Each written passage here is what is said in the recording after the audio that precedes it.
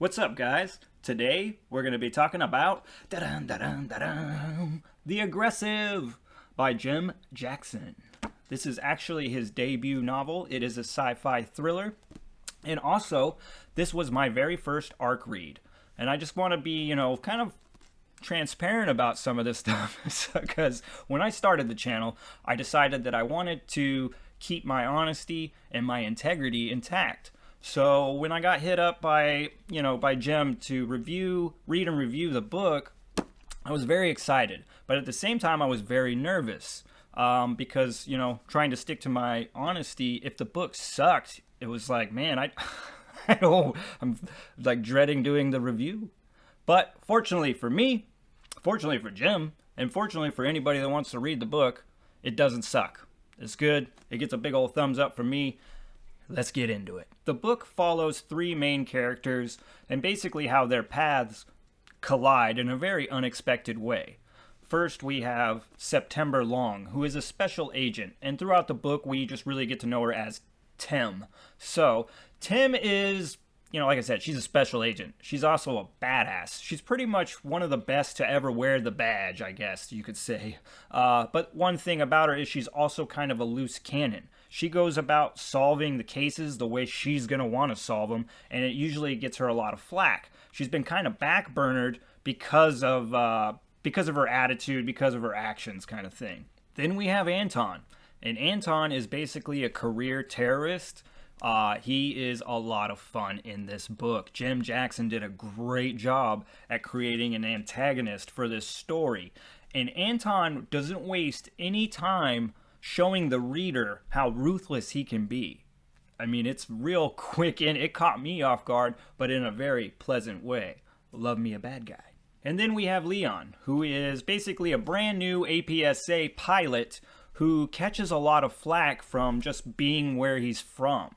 Leon was born on Titan, and throughout the book, you really start to see these prejudices and the bigotry from people from Earth towards all off-worlders. Now, when the story begins, Anton has just set in motion a terrorist attack on a space station that orbits right above Earth.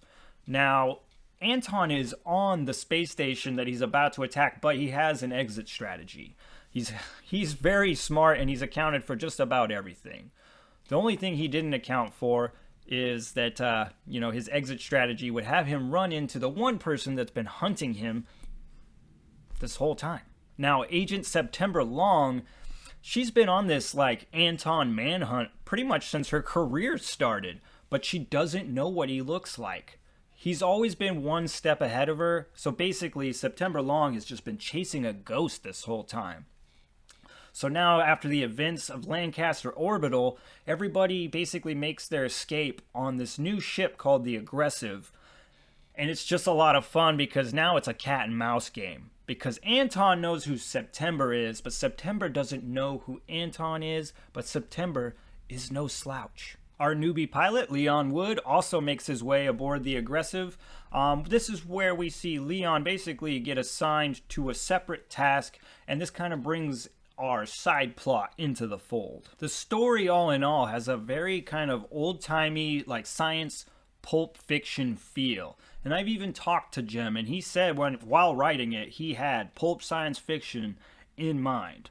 And it definitely comes off that way. I could see where some people might knock the book for feeling like maybe it has a dated feeling, but I didn't really get that. Like I said, what I got was just kind of was nostalgic almost because it just reminded me of some of these books that I used to read. Now I know I just said old-timey and pulp science fiction, but hey, wait a second.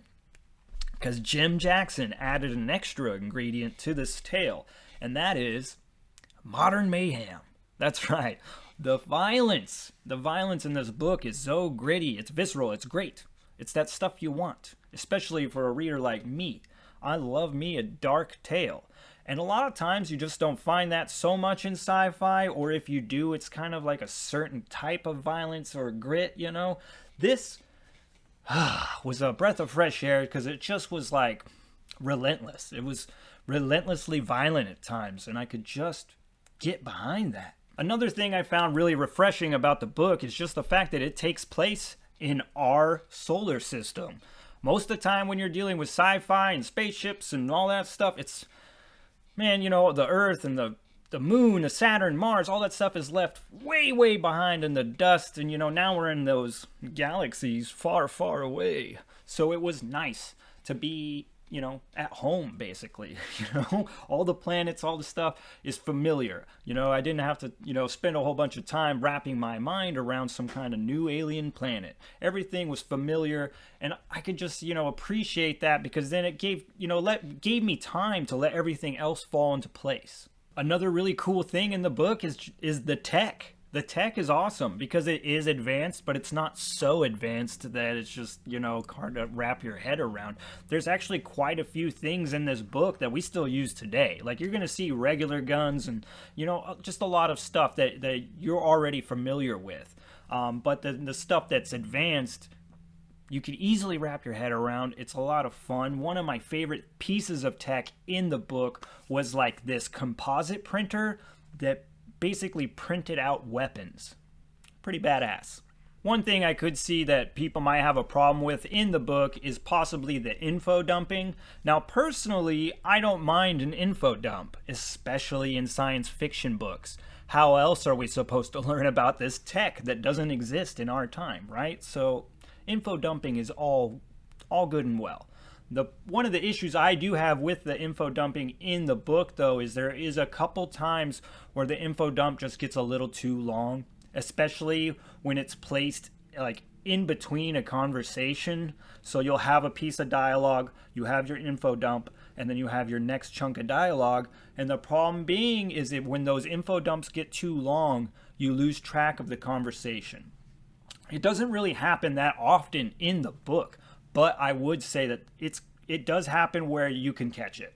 As long as we're talking about cons, I guess, in the book, I do want to say there's that possibility that people might not like the book for some of the reasons I did like it. It is a very violent tale. For being sci-fi story, this is definitely one of the more violent ones I've ever read. Like, just is. Like I said, that like modern mayhem. It's a grim sci-fi story. It's, you know, Jim Jackson calls it a sci-fi thriller, and I'm kind of inclined to agree with him.